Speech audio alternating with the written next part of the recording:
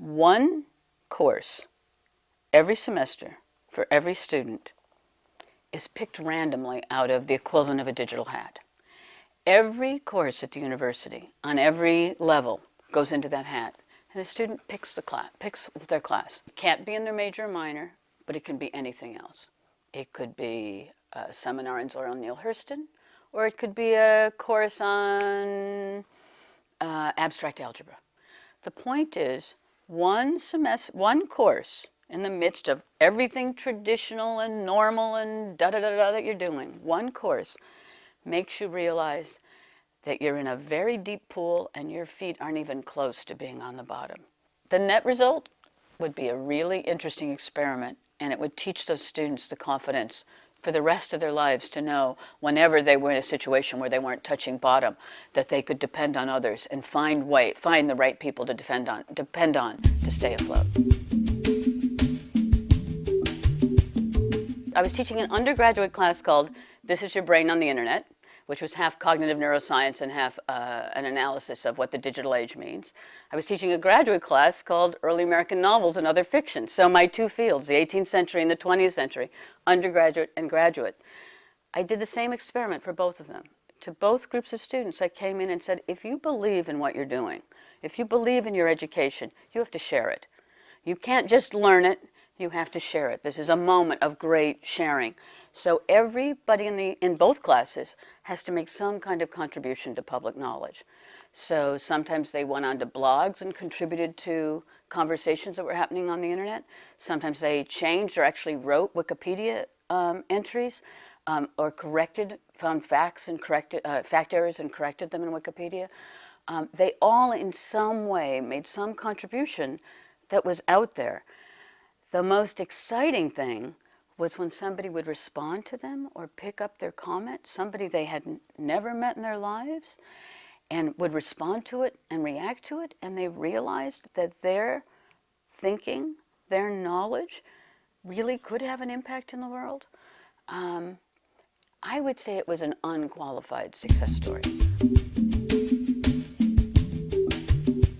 The novel was a form that was the video game of the 18th century. Everyone hated it. All the authorities hated it. Parents hated it. Presidents hated it. People criticized it. And it was a form only made possible by this new affordance, as we say in contemporary digital media, which was called mass printing. Suddenly we have public libraries. We have cheap books and paper. And it scared the authority figures.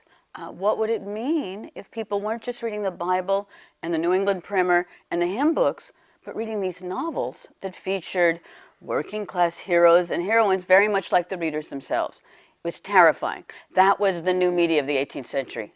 It's not that much of a leap to come to the 20th century with the computer, with kids being online, with new kinds of access, and no one quite knowing what's happening.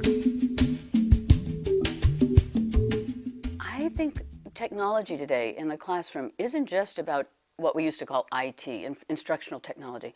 It's trying to figure out new ways that people are thinking collaboratively and collectively, online together, crowdsourcing, non-hierarchical ways of contributing to knowledge like Wikipedia and other sources, and using that for a new and expanded form of education.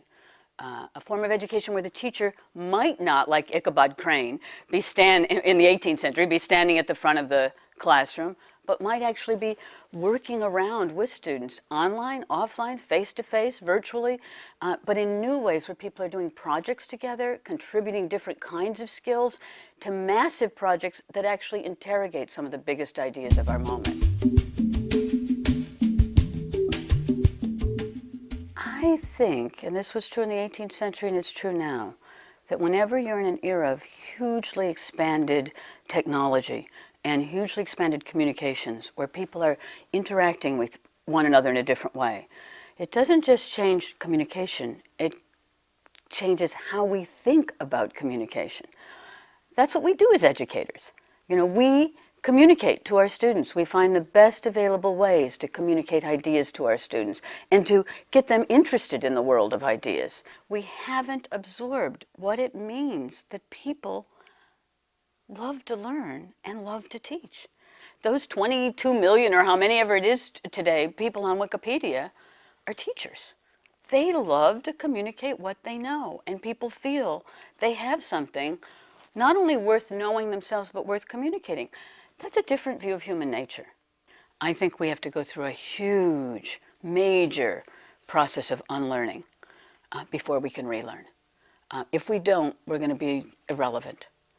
And again, I love my profession. I love my students. I love teaching at Duke, and I don't want this to be trivial. I don't want us to be peripheral. So I'm willing to go through the process of unlearning, but it's never painless. It's never a painless process, and you have to be in it for the long haul. You have to be in it because you know the next thing, relearning, is going to be incredibly exciting.